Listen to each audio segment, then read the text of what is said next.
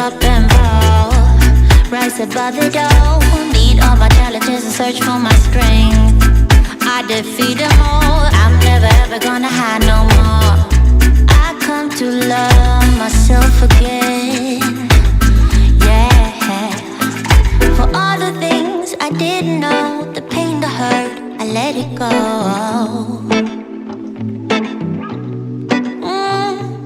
Start to believe in myself and life will be sweet again. So sweet again. Oh na na na na na na na na. When all I see is darkness and gloom, yeah, I'll be running from my doom. Oh na na na na na na na na. But now it's time to live my life, and now I know what I need to do. Can't stand right when it's blowing, pushing me down. Feels like I'm falling apart, yet I hold on. Head held high, can't fight this feeling off no more. But I'm not going to give up and fall. Rise above it all, meet all my challenges and search for my strength. I defeat them all, I never ever gonna hide no more. I come to love myself again, again. For all the things I didn't know, the pain, the hurt, I let it go. Let it go. And I start to believe in myself, and life will be sweet again.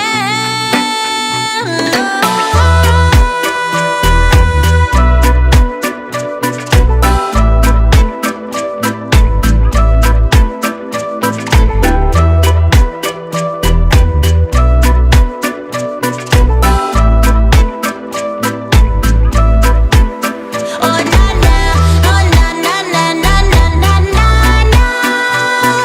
When all I see is darkness and gloom, yeah, I'll be running from my doom. Oh na na na na na na na na. But now it's time to live my life, and now I know what I need to do. Oh na na na na na na na. When all I see is darkness and gloom, yeah, I'll be running from my doom. Oh na na na na na na na. But now it's time to live my life, and now I know what I need to do.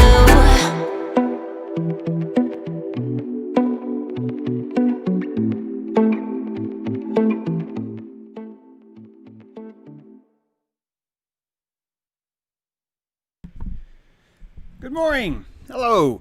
Rachel, I could not agree more. The chat is like a lovely day at the beach. Everyone's feeling the vibe. Everybody's loving it. And I dig that. Hello there, Val. Okay, so my eyes, I cannot see sometimes when I'm reading too long. I cannot see. And right now, I'm having trouble reading. So if I read your name wrong, that's why. It's not because I can't read. Bonjour, Monsieur Drew. Bonjour, Mère de Monthe. Bobby Ellison, good morning to you. Chris McGuire, good morning all. Gotta name the squirrel Ratatosker, James. Ratatosker. I might have to do that. We will take squirrel names. He could already have a name.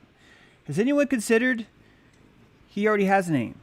And it's so hard to pronounce that we as humans can't even fathom the complexity of the name. Squirrels, Indians name them. The myth is that Indians would name their children after what they saw.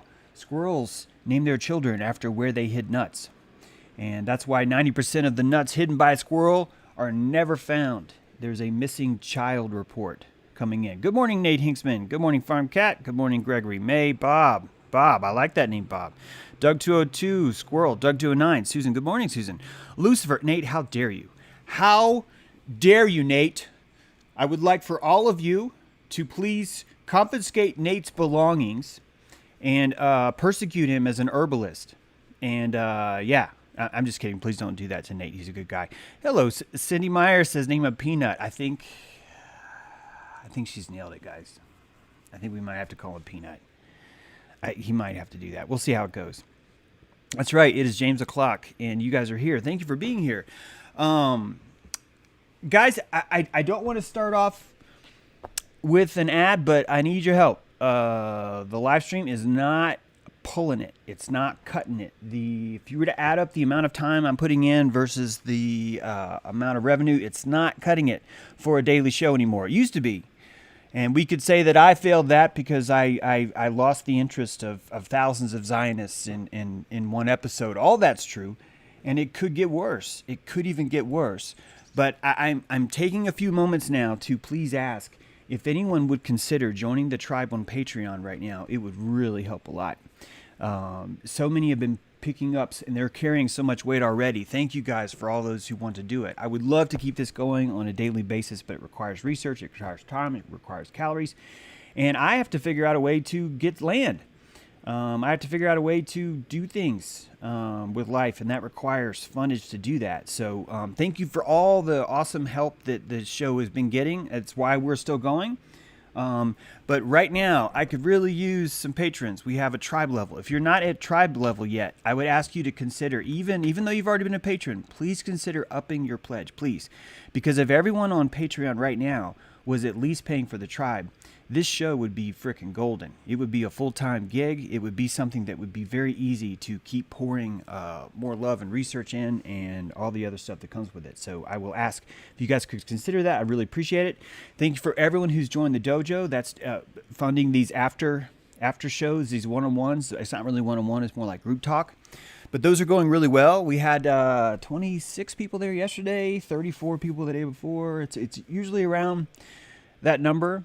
Yesterday we talked a lot about relationship electricity, the electricity of relationships. Please understand that I am not giving relationship advice. I realize how hypocritical and stupid that would be. That's why it's great that we have a group, because other people are allowed to really, really get their weight in. And thank you, Jack68. Boom! Start reading complete DMs instead of skimming. I will do that, Jax. I think she's talking to me about that. I get overrun with mail sometimes, especially when there's a refund on a giant event I was planning. It's all of a sudden, boom, my mailbox get hits. That's no excuse. But anyway, wow, thank you so much, Jack68. Thank you. Thank you so much for that. That really, really helps a lot. Yesterday, I thought we had a pretty good show. We did. If you did not catch yesterday's show, I would ask for you to please spend some time on it. Yesterday's show was like years of work.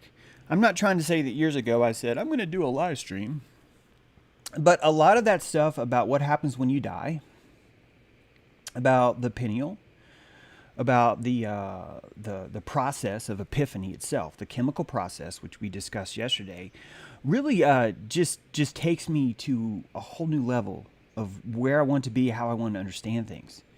And yes, James thought he wanted Amanda Vollmer. Don't listen to him for relationship advice. Yeah, guys, I've never had a relationship with Amanda Vollmer. I think she's great. I think she's very charismatic. I would encourage others to have a relationship with Amanda.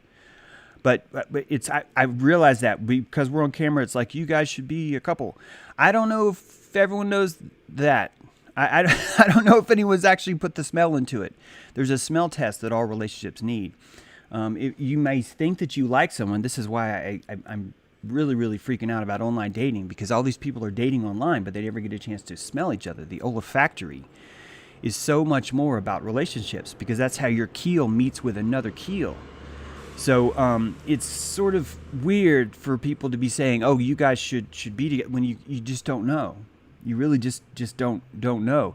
Amanda and I were in Rhinebeck together. I think if we were supposed to or meant to or should be, we'd be doing that. I think we would. Trust me. There's nothing stopping, the basic laws of attraction and how they flow. Deprogram. Love you, James. Man, thank you so much. 119. Holy shit. I can't listen live. We'll stream later. Check in the chat. Everyone chipping in here. Here's my little bit. Thank you so much, Emma Troop, Texas. Thank you. That's incredibly generous. Guys, you've already blown it away. That's great. That's great.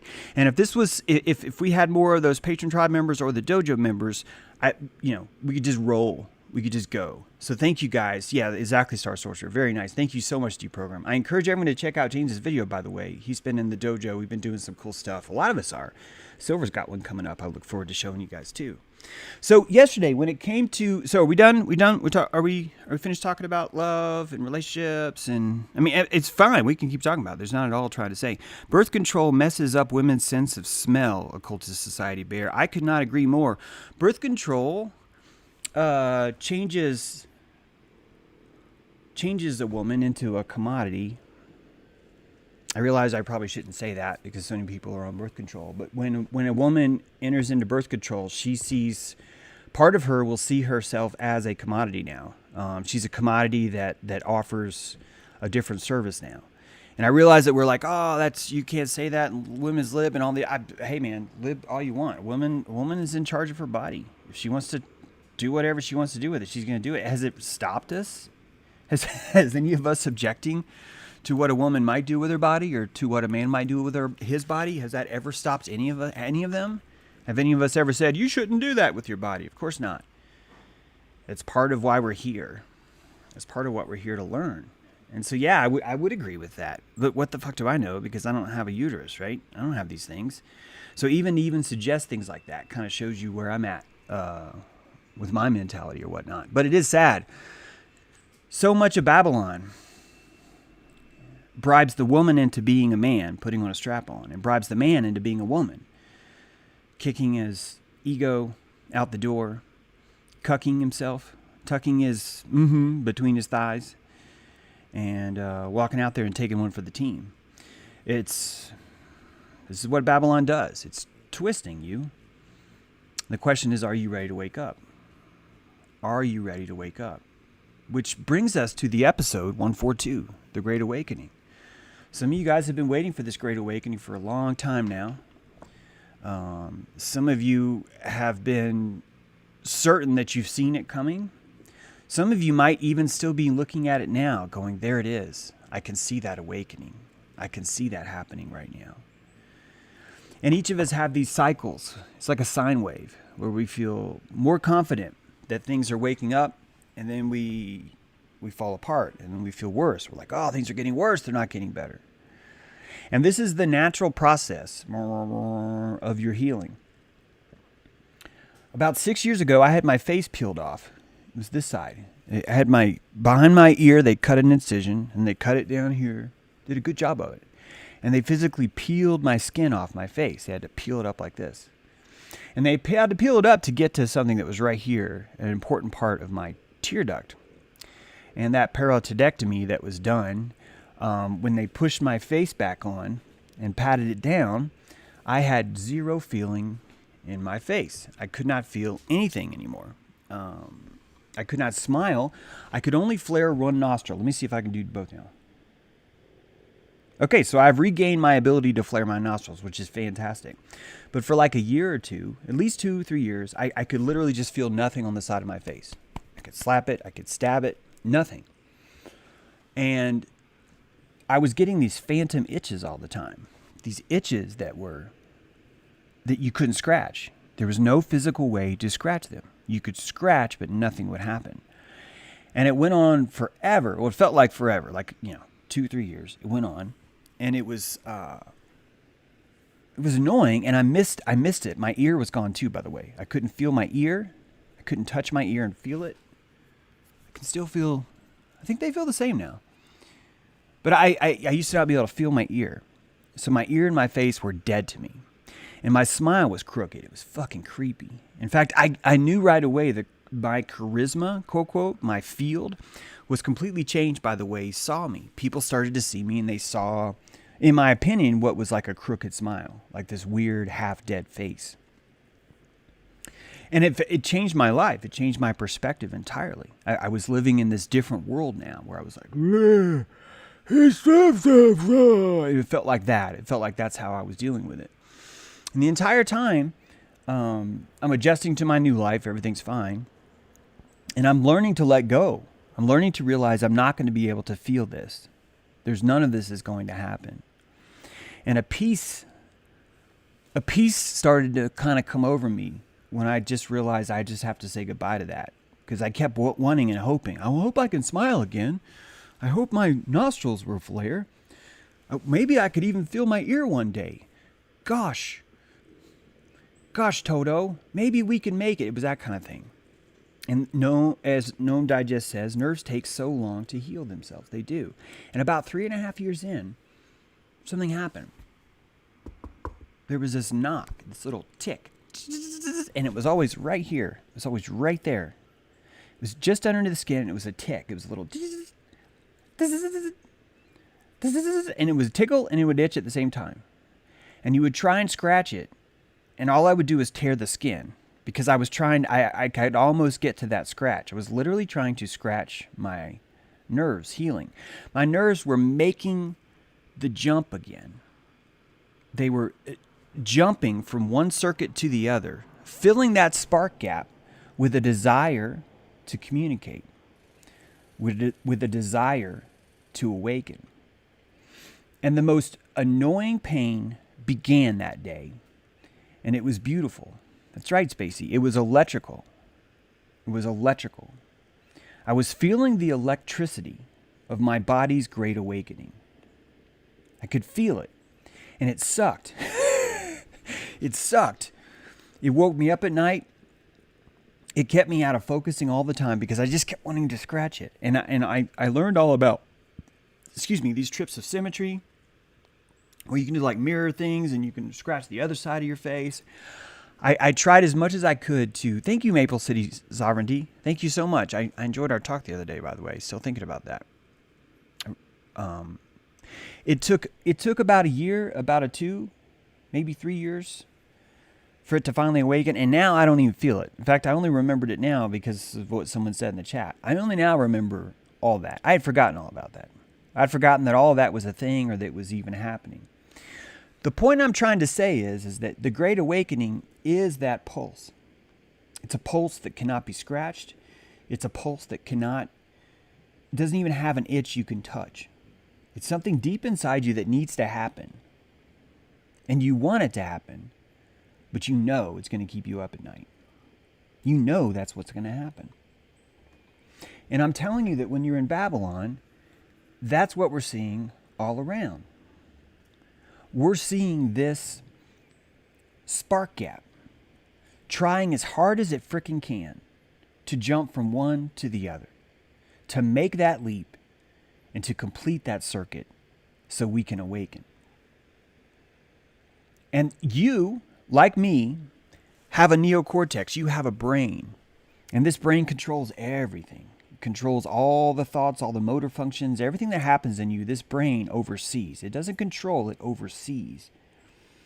And if your limbic system tries to tell it something it doesn't like, it's like, I'm going to ignore you. In fact, I'm going to release some dopamine. I'm going to give you venom, limbic system, so you will shut the fuck up. And your limbic system is like, oh, I guess it's not that big of a deal. Neocortex is like, of course it's not. Because I control this. Hey, little guy.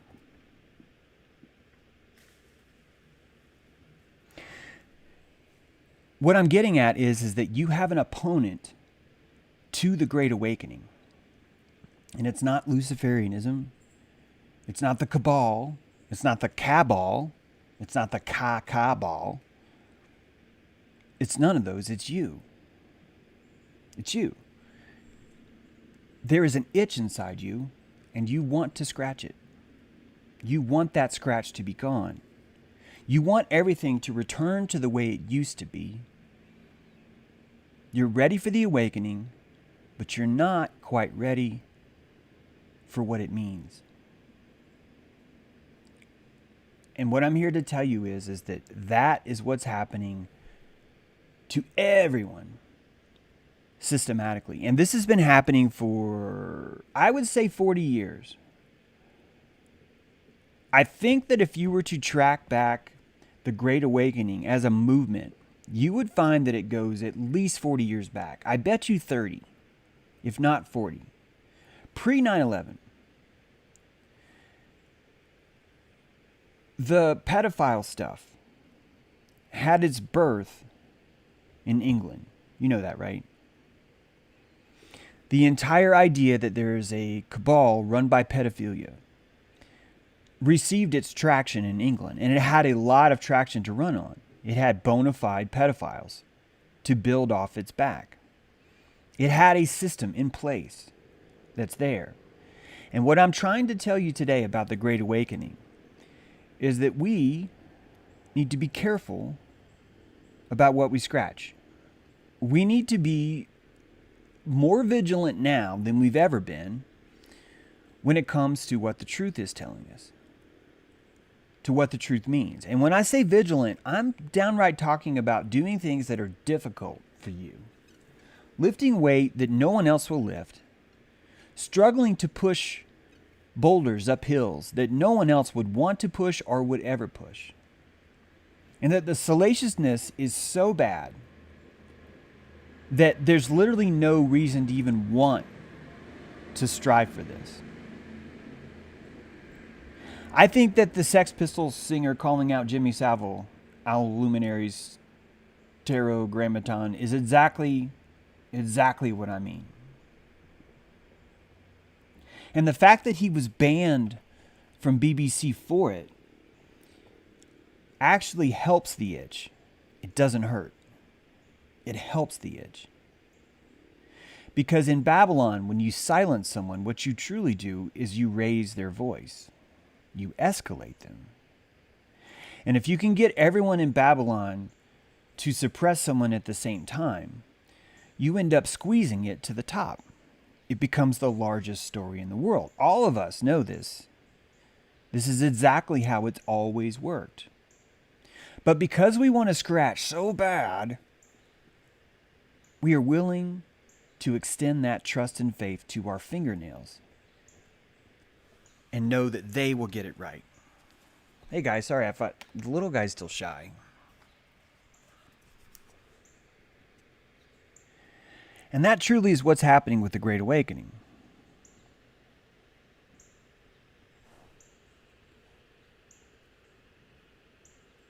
Sorry. Here we go.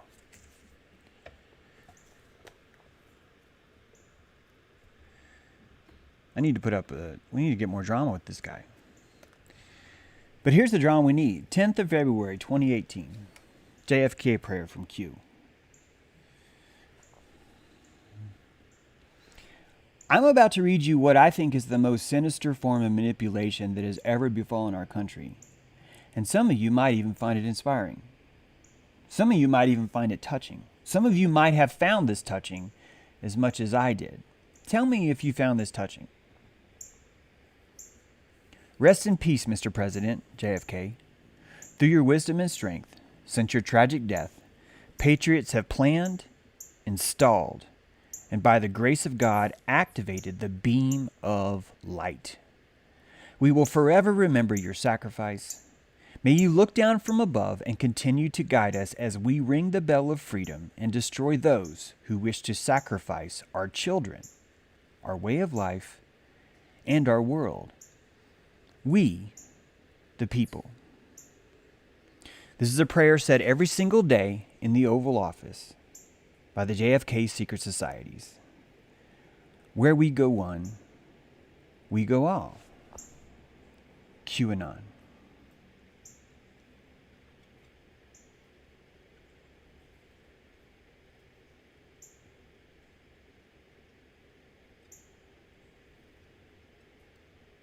I know you hate that truth, Hurts, and that's good.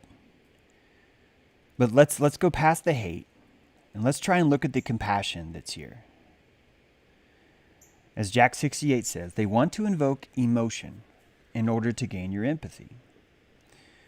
This is salaciousness. And you might have trouble accepting that because you're like, what the fuck? What do you mean salacious? What are you talking about? JFK was murdered by the cabal. What are you talking about, James? Look at, how is this salacious? Come on. It's got God. It's got freedom. It's got bells. It's got light. It's got children. It implies that there's a prayer that's said every single day in the Oval Office, James. It doesn't imply, it tells you. In fact, it puts JFK up in this sky. And in this sky, he looks down from above and guides us. He guides us. JFK. Where we go one, we go all. And I ate it up too. Don't be embarrassed, Star. I ate it up too. You ate it up because you have empathy. You ate it up because you were a yellow belt at the time. You were an orange belt maybe at the time. And when we saw our children, we turned red. We went for that red belt. We're like, let's get them.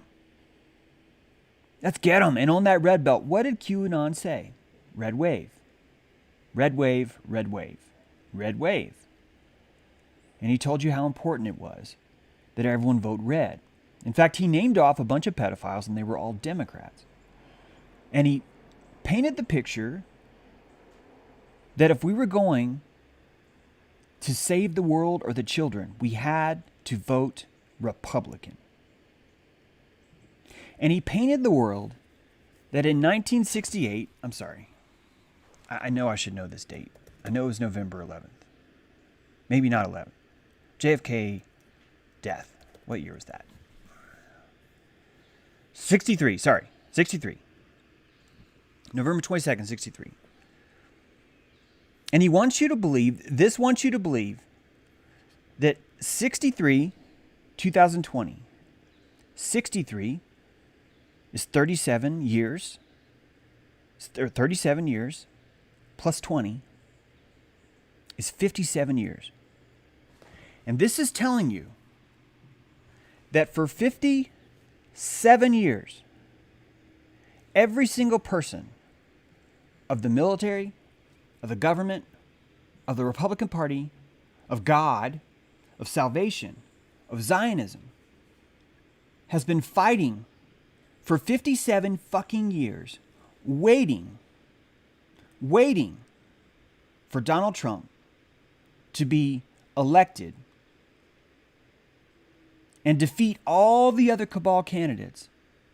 And that at no point during any of this will there be any election meddling, will there be any lies at all. That this took 57 years for God to come up with his choice for the right person to put in office that we can vote for and will fucking save us.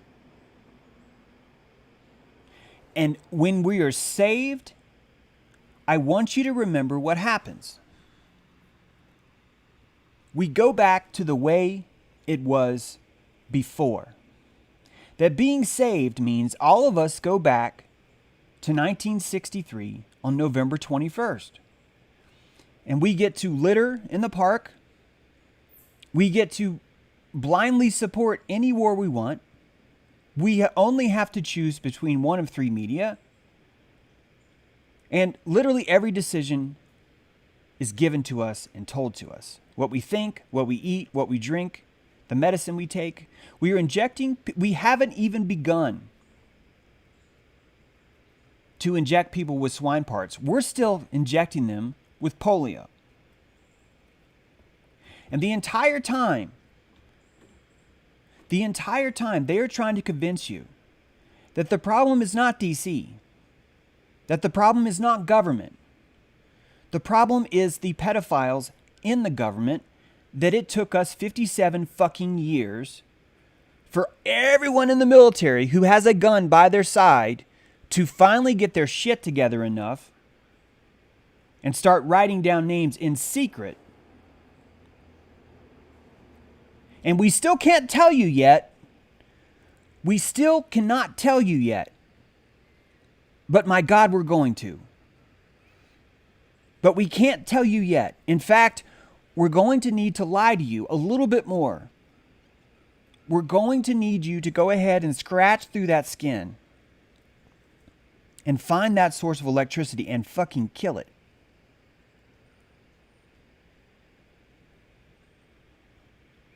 And Vatsak, I don't know if the assassination was real. I don't know.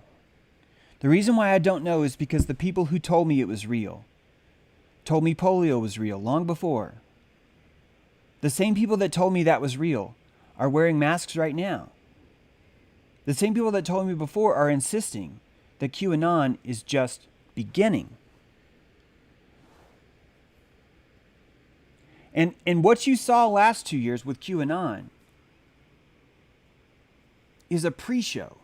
It's a freaking pre-game show because this is going national now.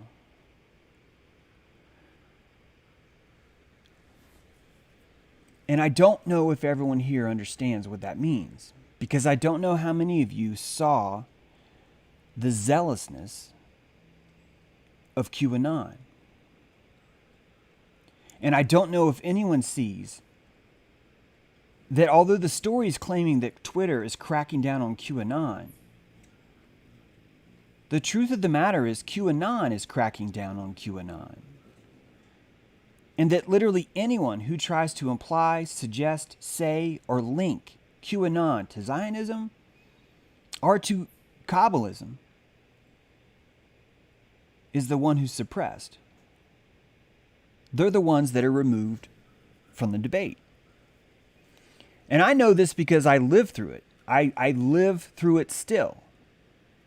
And what terrifies me, I hate even using that word terrifies me. What it shows me the most, the bored in the face shows me, is that this is about to go mainstream.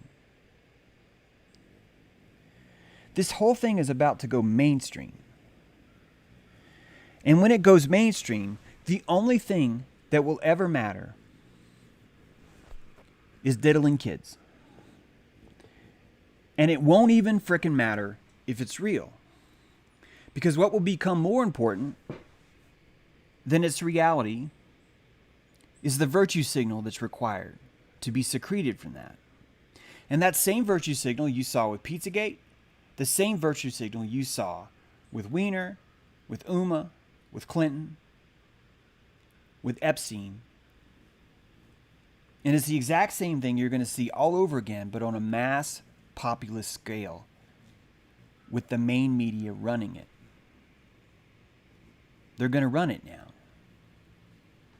And the reason why this is the last card is because they're showing you all it takes to put a new wheel of fortune in this world is salaciousness. It doesn't take truth. In fact, it takes opposition. It doesn't take truth, it takes opposition. And all these things are happening not because they're God's will, but because they're our will.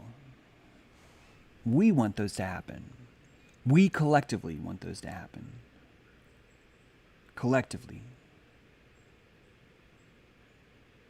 And how we choose to approach this will directly reflect the quality of this great awakening.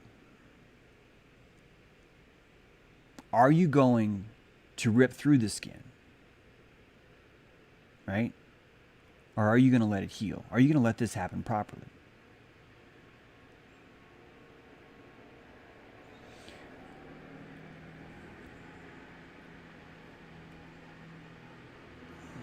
It doesn't take much.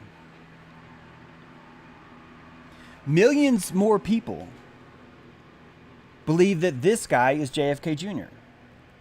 Millions. I don't mean a few. I mean millions. And even though his name doesn't match up, even though he claims he's not him, it doesn't matter. Because it feels good. It feels good. And that's all that's required to get you in the tent. This is a tent about passion, not about truth. I've said this before. It's not a truth movement. It's a comfort movement. And you know that by who rips through their skin. You know that. And the reason why they feel it has to be true is because the media is telling you it's not. And so the media is doing exactly what you want it to do.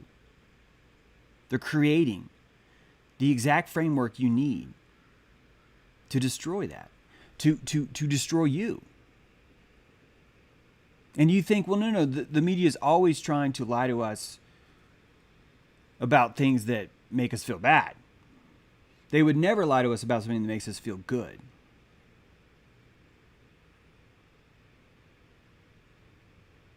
And that's truly where we're at. We're not willing to do that. We don't want to face that. And the reason why we don't want to face that really comes down to death. It comes down to our approach to death, which is why this ended up coming out today, right after we spoke about Epiphany. And guys, I'm not going to give you an episode about Q. I realize it's halfway through, but we're not talking about Q. We're not. I know it seems like it, but we're not. We're talking about something different. We're talking about what it takes to move your keel. It doesn't take much.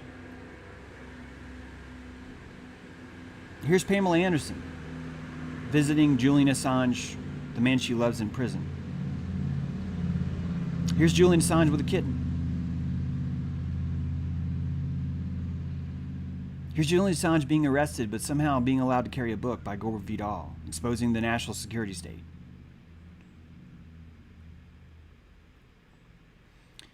Here's Julian Assange on 9/11. I'm constantly annoyed that people are distracted by false conspiracies such as 9/11, when all around we provide evidence of real conspiracies for war or mass financial fraud.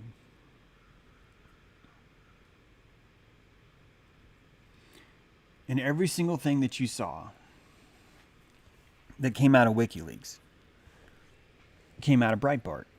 Both sources are the same.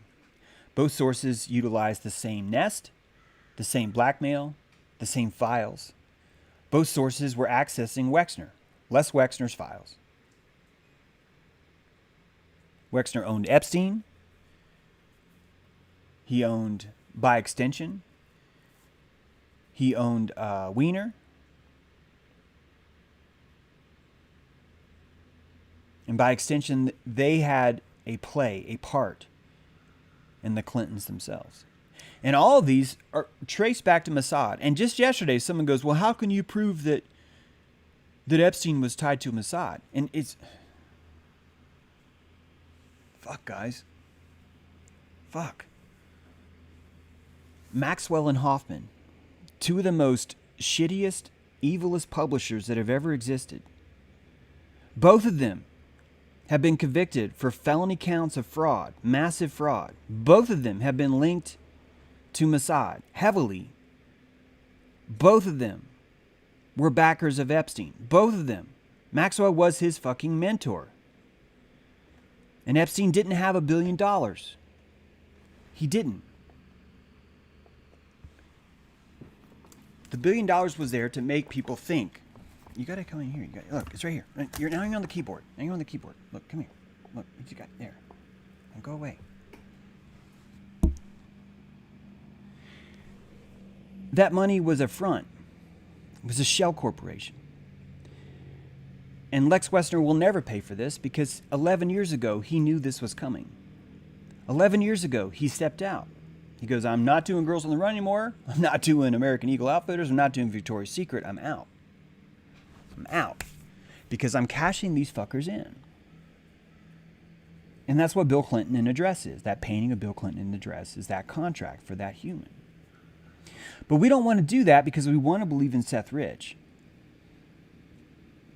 And as a Q analyst, when Seth Rich's own brother is coming out saying, stop fucking calling this a conspiracy. Stop calling this a conspiracy. And then when you see fucking videos of him and he's literally laughing on camera.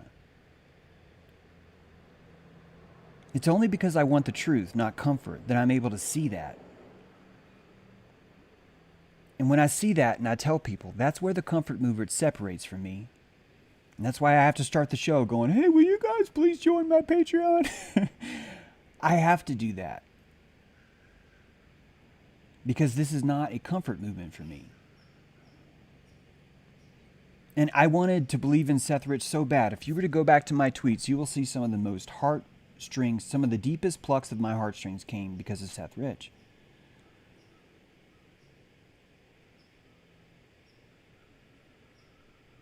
And I'm telling you, WikiLeaks is bullshit. And I'm telling you, Pizzagate's bullshit. And I'm telling you, Bright fucking Bart is bullshit. And it's the only thing they could tell you that would have enough fuel to go that high in the sky where everyone saw it? Yes, Chad, Seth Rich. I encourage you to look into it. You're not going to find a lot of evidence of that. Most of the evidence you're going to find is what a fucking saint he is. And how he rescued kittens and Pamela Anderson wanted him too.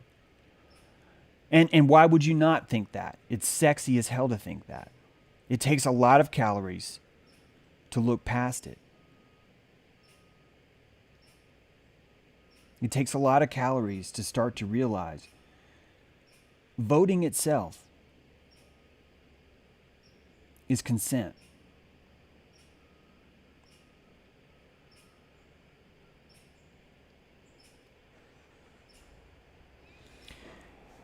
I don't think you could even say that, Doug. I think you'd have to say that Pizzagate was co-opted. Now, some of you guys are going to mean, okay, so that means James doesn't think that human trafficking exists. And James has been telling you, guys, human trafficking exists. You're fucking putting a muzzle on your kid right now and sending him to school. But that doesn't count because you think that's fine because Pizzagate's out there.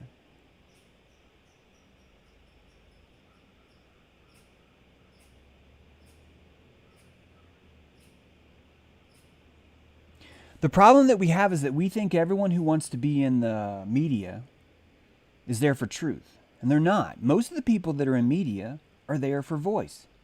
They're there for eyes. They're there for attention, not truth. These are two completely different goals, but we are under the impression that they have to be in line. That anyone in media would have to be wanting the truth because truth would be the profit. And anyone would not profit if they weren't telling the truth, right? Because that's how it works. And you don't understand. Netanyahu's not a nobody, Vatsak. All you're doing is dismissing what Netanyahu has done in the past. He's not a nobody. You can say he's owned by someone else, but you don't get to say he's a nobody. I'm sorry. I disagree with that.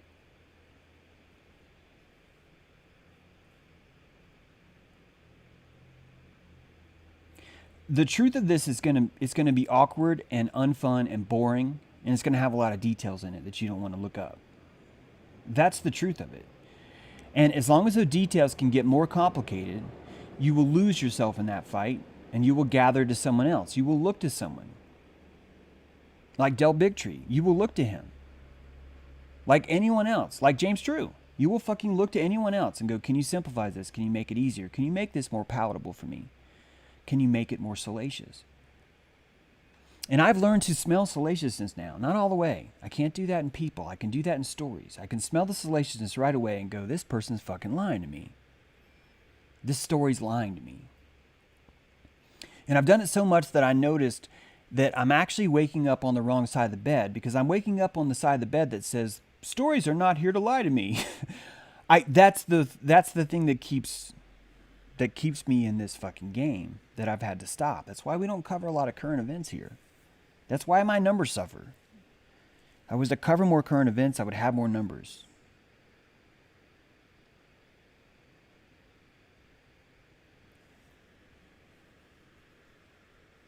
This is a different kind of work.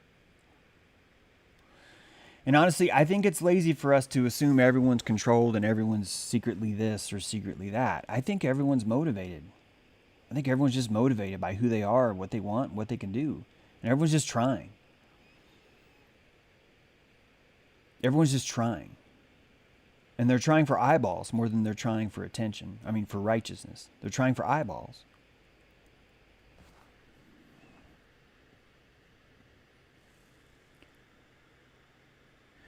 Carl Santon, James True, how come your brilliant insight didn't manifest itself with Owen, your wife, or Benjamin Balderson?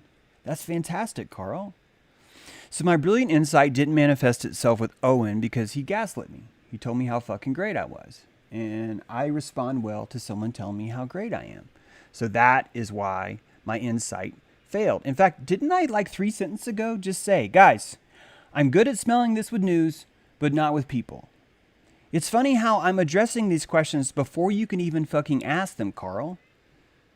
But somehow you just can't help but get that out. So that's Owen. He gaslit me. He told me I was great. I fucking believed him. I shouldn't have believed him. My wife. Brilliant insight didn't manifest itself with... How is that not true? My wife was destroyed by Babylon. My wife is under the impression that her body is her commodity. My wife was under the impression that this commodity is something that can be traded on the open market.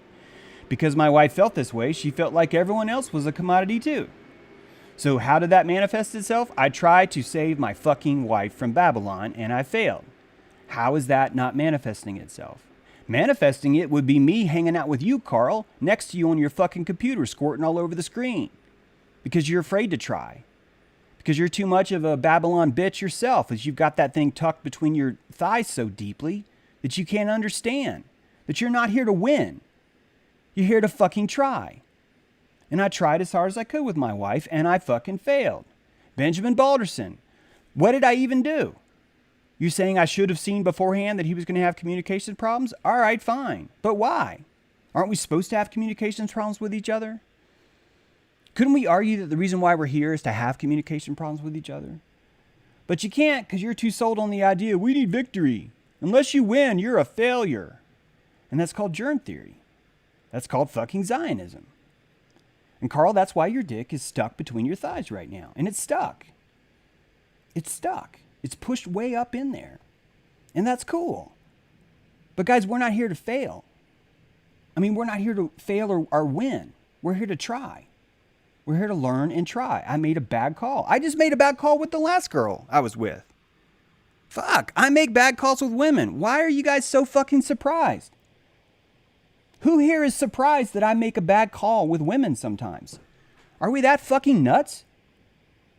Can someone tell me who the fuck around here is the one that's always making the right call with women? Because I have not seen anyone do that. It's so fucking weird to hear people tell me how gay I am, but then how fucked up I got by my wife. Which the fuck is it? Which is it? Let's figure it out. Because I'm here to fail. I'm here to fuck up. I'm here to show you me fucking up. Rhonda, I'm breathing right now. What you don't like is me showing vitriol. You don't like me being upset by something because it makes you upset. And the reason why that makes you upset is because you don't trust me. Rhonda, you don't trust other people around you to have feelings. You're under the impression that the key is to not have a feeling and that will make everyone fine. And I'm not doing that. I've never done that. This is why other people will try and imply, well, James, clearly you're unstable. It's like, what the fuck do you think stable means? Shrink wrapped?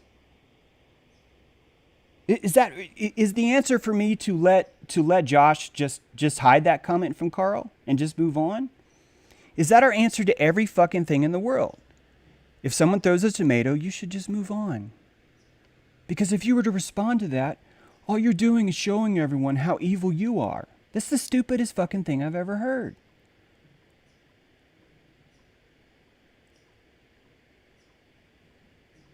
Thank you, Rhonda. Yeah. And the last thing I'm here to be is perfect. There's no way I could do a fucking show. I think the very first show I messed up. And then I think the very next show I messed up. And the next one. People don't watch me because I'm perfect. They watch me because I'm authentic. They watch me because I'll see a comment go by like that and I'll go, whoa, whoa, whoa, whoa, whoa, whoa. What the fuck did you just say, Carl? And now Carl's not even at his keyboard. Now Carl's like standing up going, man, that guy's a fucking dick. He's blah, blah, blah. I'm just going to fucking go over to Owen and say, I talked to James, that guy's fucking blah, blah, blah, blah, blah, blah, blah, blah, blah. And that's exactly the point of this episode. It's a comfort movement. It's a comfort movement.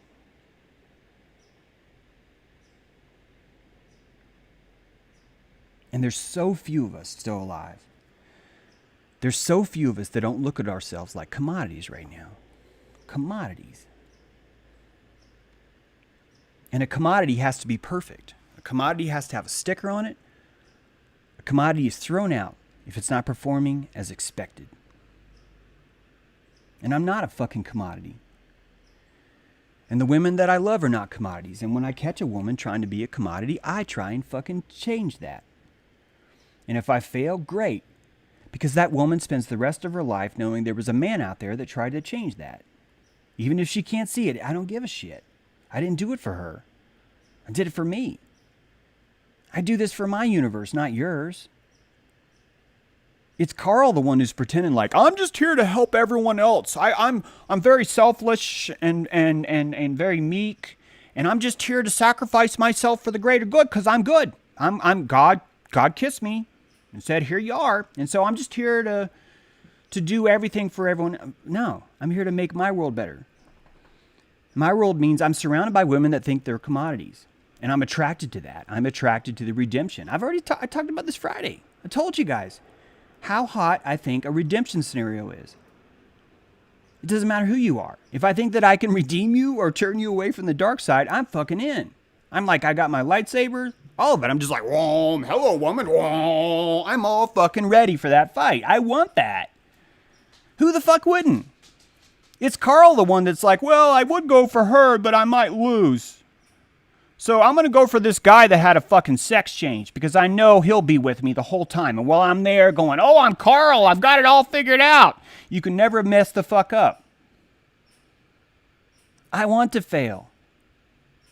I want to crash and smash into this earth. I want the Phoenix to go, holy shit, he died again. Damn, that guy eats a lot of calories.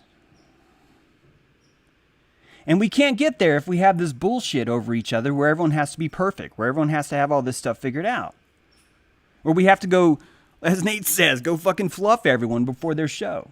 We have to go, oh, you gotta be this way, you gotta be this way, you gotta be this way. Fuck you. Someone called me the other night and said, James, have you noticed that the fact you don't have a family gives you freedom that we don't have? That I, as someone that has a wife, that has to produce, that has to bring home the commodities for my children, for my wife, that you actually have advantages that I don't have. And so, James, I just want you to know that when Owen says shit like that, or when Carl says shit like that, what I think is, dude, I'm glad you don't have a family. Because if you did, you wouldn't be able to say this stuff. And it's never fucking hit me. Why? Because I'm always hit by these comments. I'm always affected by them. People like Owen will always gaslight me because I'm James Drew. It's how it fucking happens. This last girl gaslit me. Exact same way. It'll always happen. It will always happen until I'm ready for my awakening. Until I'm ready for my golden dawn. Which means I can't scratch it away. I can't accept Pizzagate. I can't turn down the queue. I can't look for all that shit. If this is going to really, really fix itself, I got to look at this, man. I got to look. You might be right, Cyclebearer. I'm not even going to repeat what you said. You might be right. This could be part of my great awakening, shouldn't it? Right? My great awakening could be, James, when are you going to realize you can't marry a commodity?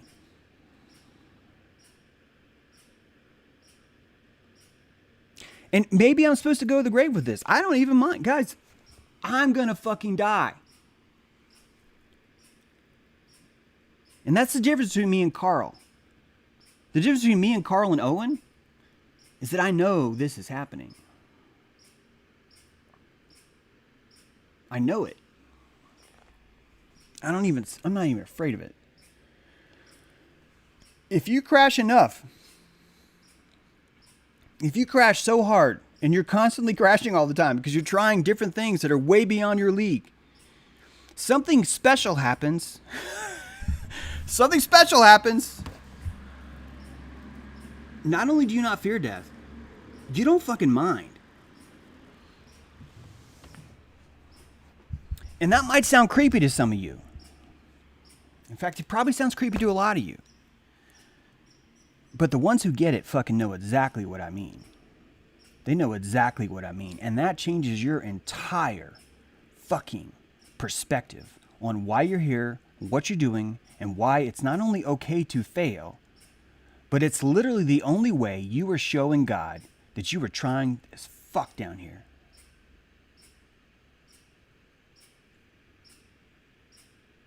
And if you have a family, I don't think you can know that. And it's okay. I don't want you to know that. I don't want us all to know the same things.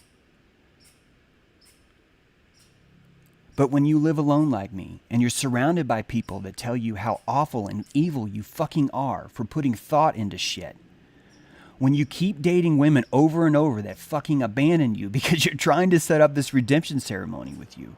When you keep making friends with people that abandon you when you're come times to the crunch and you're ready to do this festival. When you keep trying every single thing you can fucking try to try and wake this world up. And it doesn't fucking matter because you realize people are in a comfort movement without a truth movement. This doesn't matter so much anymore. Because I'm not living in this fantasy that Babylon's okay as long as you find the right person. I'm not there. Marriage gives you that. Kids give you that. I don't have that. I'm okay with not having that. It's making me try shit that half of you guys can't even fathom thinking about.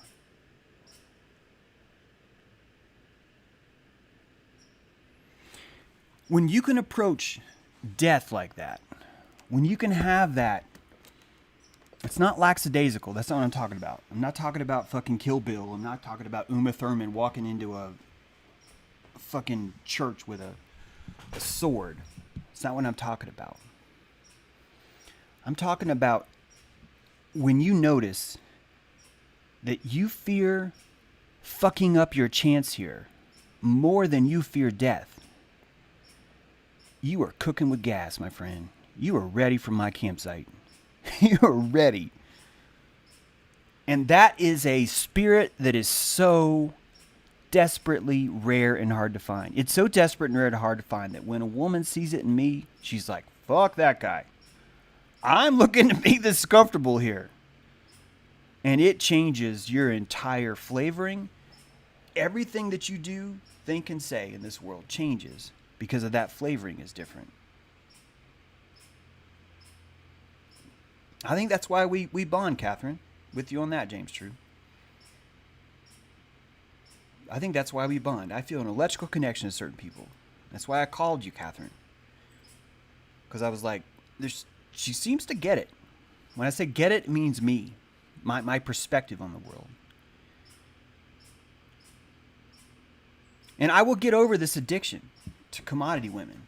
To women that look at themselves like commodities. I will get over it. It may be after I die. I may have a fifth relationship. A sixth, a seventh like that. Where it tears me the fuck apart. And I will die failing if I need to. I will die because I don't look at that as failure. I look at that as what the fuck was I doing while I was here? What was I doing?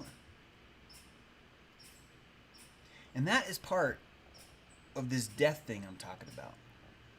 It's part of what's stopping so many of us from the Great Awakening. We have this fear of letting go. We've had this fear of death. And we mask it over with something called hope. We pretend that hope itself is the thing that's cleaning us, that's keeping us alive. And literally hope is the thing that's stopping you from dying. It's not keeping you alive, it's stopping you from dying. Can't hear that? Super Shark? Okay. Sorry, guys. It's right there, man. It's right in my face.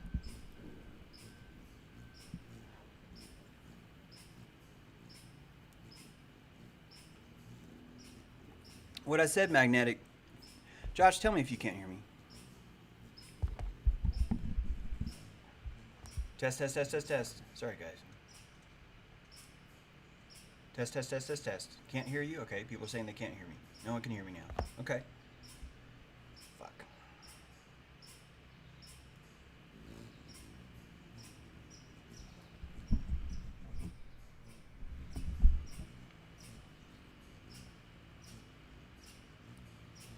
So you can hear me. Okay. I'm not going to turn it up. I'm just not. We can end the stream. I can't turn it up because when I do, all it does is make it go staticky. I don't know why it doesn't work. I can't hear you. I can hear you. We should just shut it. All right. It's cool. You can't hear me. That's fine. That's fine. That's fine.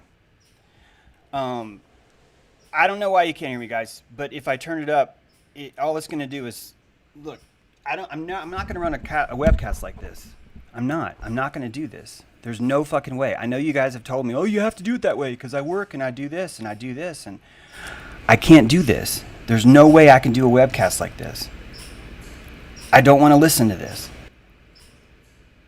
I do want us to get this right. I definitely do. But I'm just telling you guys, that's why I can't do that. I can't. This is back down to 50 again.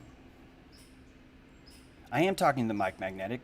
It's literally, the mic's right here. This is it.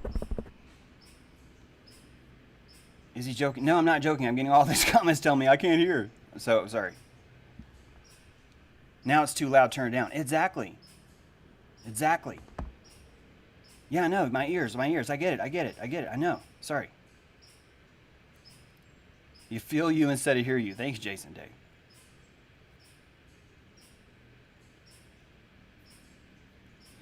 This great awakening is going to be an acceptance of death. You have to settle for Babylon dying. And I know most of us are like, oh, that's easy, that's no problem. But it's not easy. Babylon has sank itself deep into you. Its fangs are tight. And it's one of the reasons why I fight for these women so hard. It's because I know how tight those fangs are.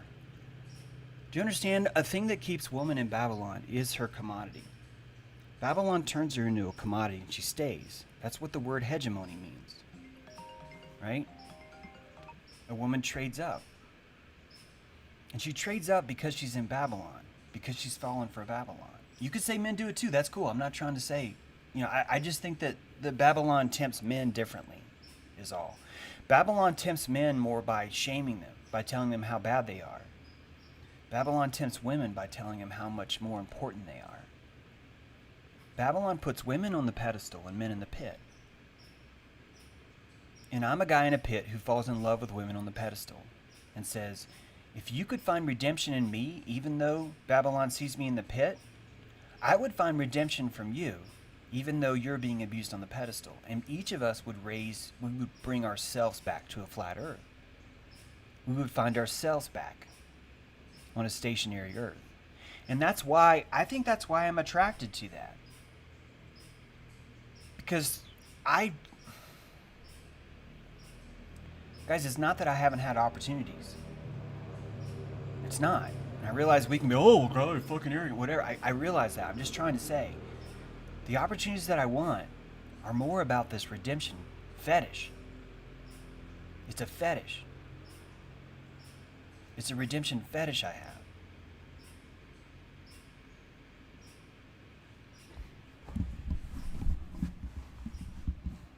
Is that better, Karen? We'll see if that's better. Could be. Karen has the same mic. I want to get this right, by the way. Don't hear me as like, oh, you shouldn't do that. I really want to get this right. I'm really sorry about that. But I want you to hear that that's really what it's coming down to. You're going to have to learn how to accept the death. The death of the system that's making it so easy for you to cuck as if you're a man or to commodity yourself if you're a woman. And it's so hard to break. It's so hard to break because we have all these stories. We have all these beautiful stories of 57 years every single day. These people saying a prayer in the Oval Office. Audio improved. That's great, guys. Guys, if the audio is improved that much better, you have to thank Karen B. In fact, to thank Karen B, you should buy a ticket to Flattoberfest. Just saying.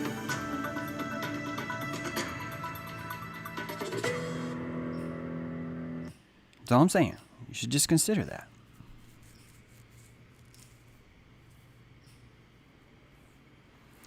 Hope stops you from accepting death. Hope stops you from accepting the relationship's over. Hope stops you from accepting that the White House is never, ever going to save me. And if they could save me, that would make me even worse. That's right, Kristen. The system dies only after we stop feeding it. Only after. And we feed it with our hope. We feed that with our hope. And that's why I have such a problem with QAnon. Because it's surviving on the idea that hope is what's lacking in DC. Right?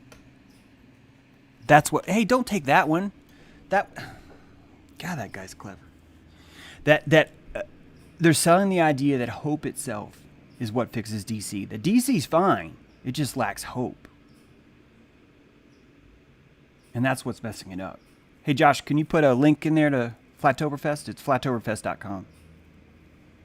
It's October 24th. I would like for you... Here it goes, guys. I would like for you to take your hope for DC, and I'd like you to walk it outside behind the woodshed. Men, please volunteer to do this. And I want you to put a bullet in its head. And I don't want you to do that because you think you should abandon all hope, ye who enter here. Even that expression, abandon all hope, ye who enter here, is literally giving you what you need, but you think they're telling you what you don't want. But they're giving you what you need.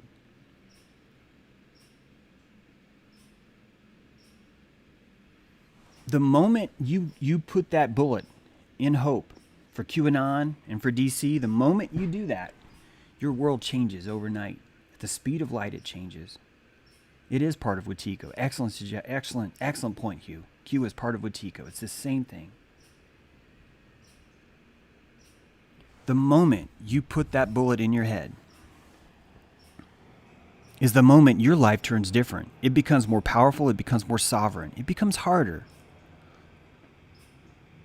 And it becomes more powerful and more sovereign.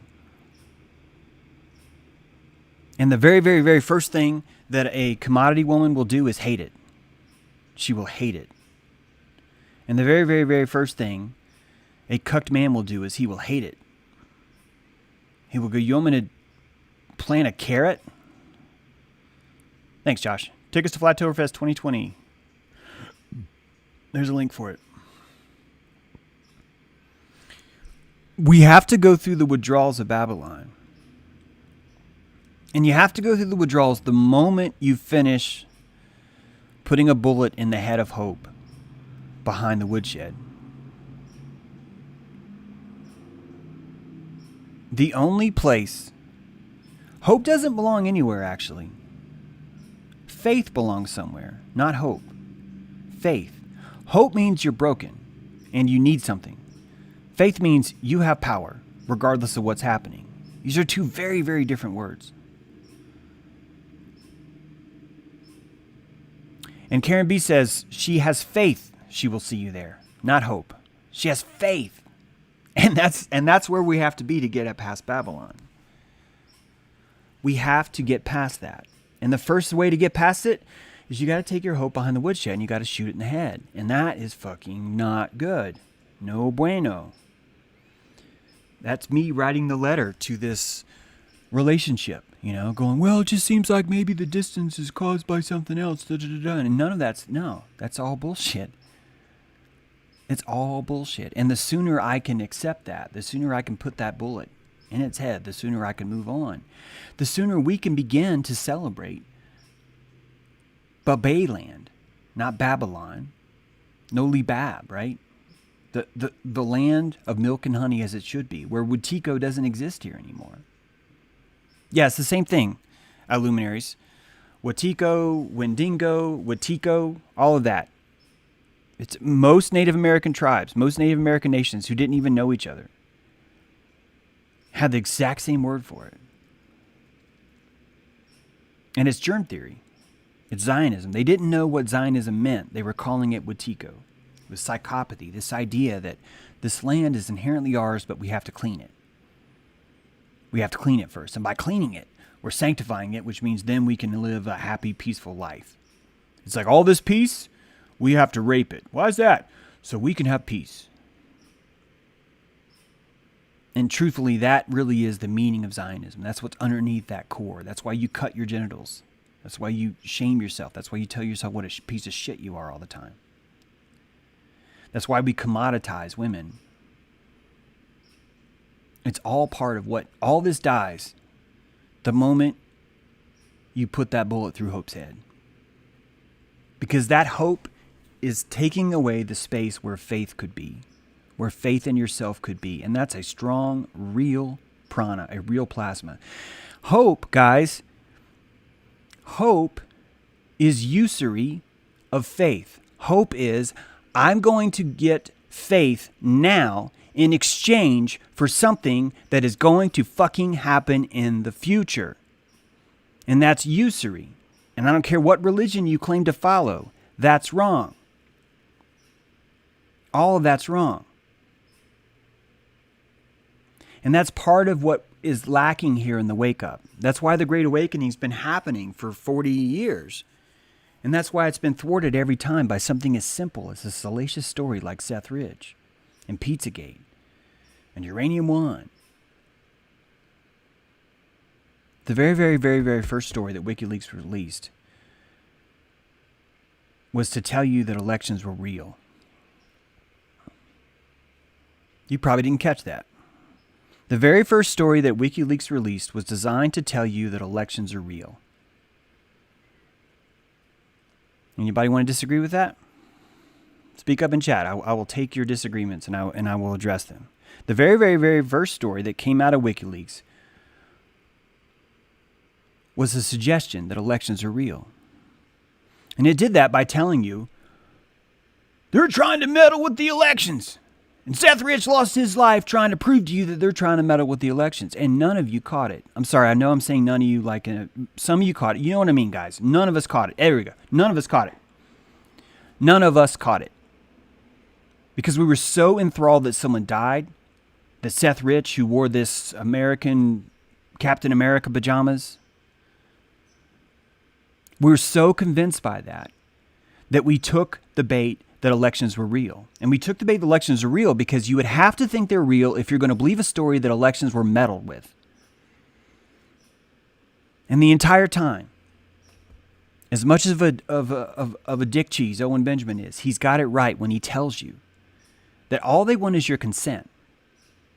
And when you're casting a vote, they're literally incinerating that vote. It doesn't fucking matter who you voted for. You voted for them. You voted for their wrestling match. You bought their ticket. You stood in will call and you said, I want that, because you had hope. That's right, Jay. Electoral College. Has anyone noticed at all that never once, ever, once, not once, never, not once, ever, has any mainstream media outlet tried to suggest that the Electoral College was a fraud? And that we can literally disagree about whether or not if a woman owns a dog and she's white, is she racist? But not once will any of us ever read a story questioning that. Yes, James has a Twitter. Jaru369. Jaru369 is a badass Twitter account. You will love it. I can even say retarded there. A lot of Germany considers my tweets illegal. But otherwise, I'm still good. Jaru369. This is what's next. If you want this green belt, if you want whatever belt you're working on, you've got to overcome this hope. Because that hope keeps you in the waiting room. You will not even enter the dojo itself because you're like, I'm waiting. You see, I saw this movie called Lucas, and in Lucas, this big guy, he's like this bully, and this other big guy befriended him, then the other friend came over and beat up this other guy, and it was like really great. That's the hope I have. So I'm hanging out waiting for that to fucking happen in the dojo, so you won't even go in. You're hoping someone else will come in and beat the shit out of Sensei, and you're hoping it's JFK. And if it's not JFK, you'll take a guy that doesn't even fucking look like JFK. But you'll take him. Because that perpetuates the hope. Even if he loses, it doesn't matter because you haven't lost anything. You're still in the outside lobby.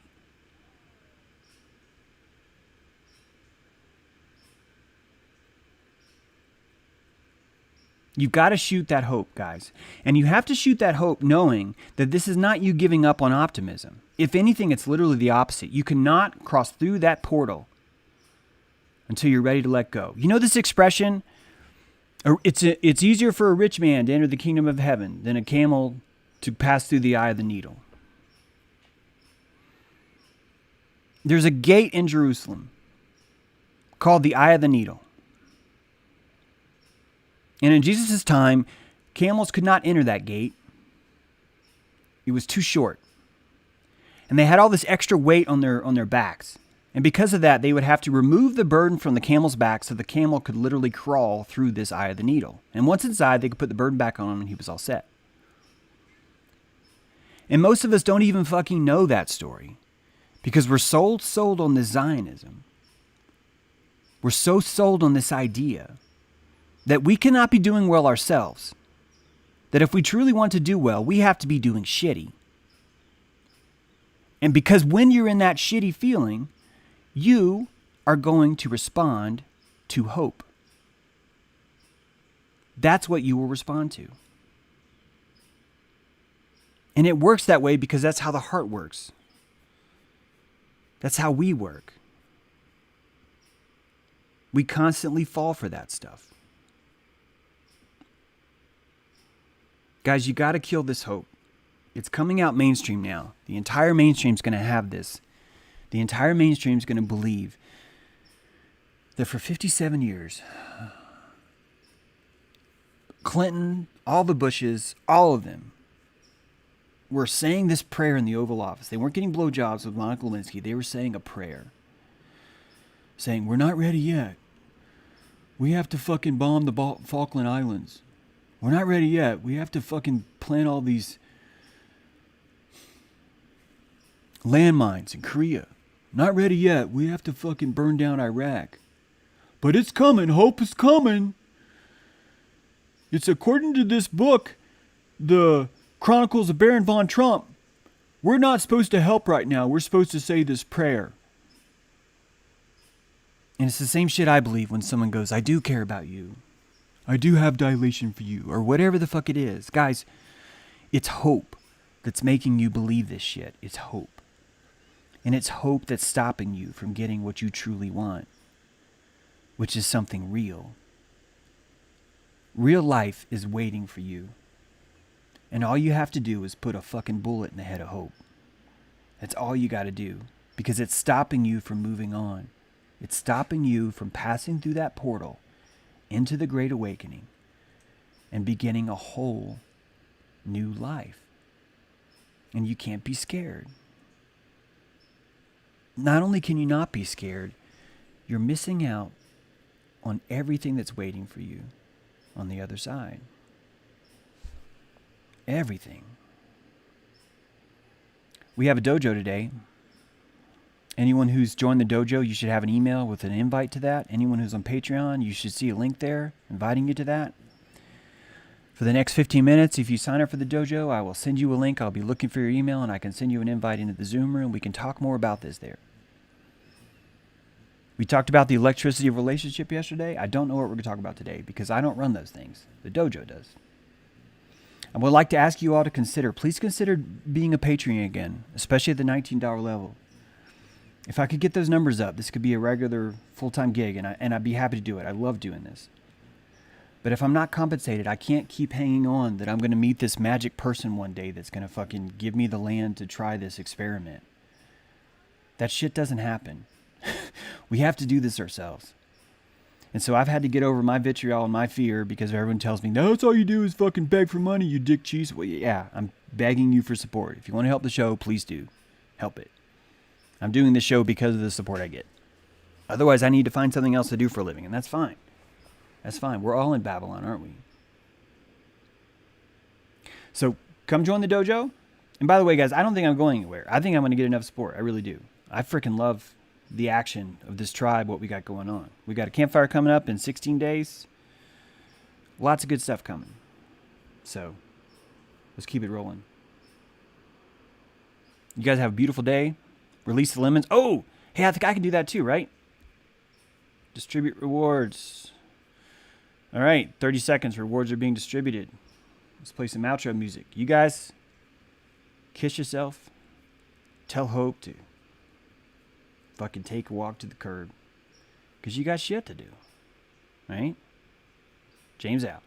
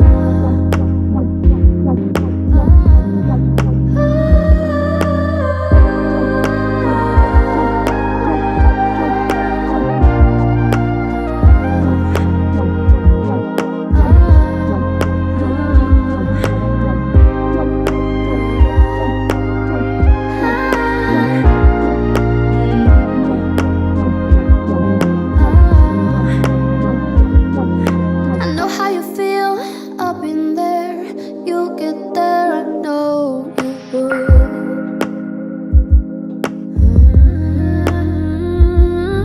I know that you don't like your hair, but I think it's beautiful. We just need to calm down, honey. We need to calm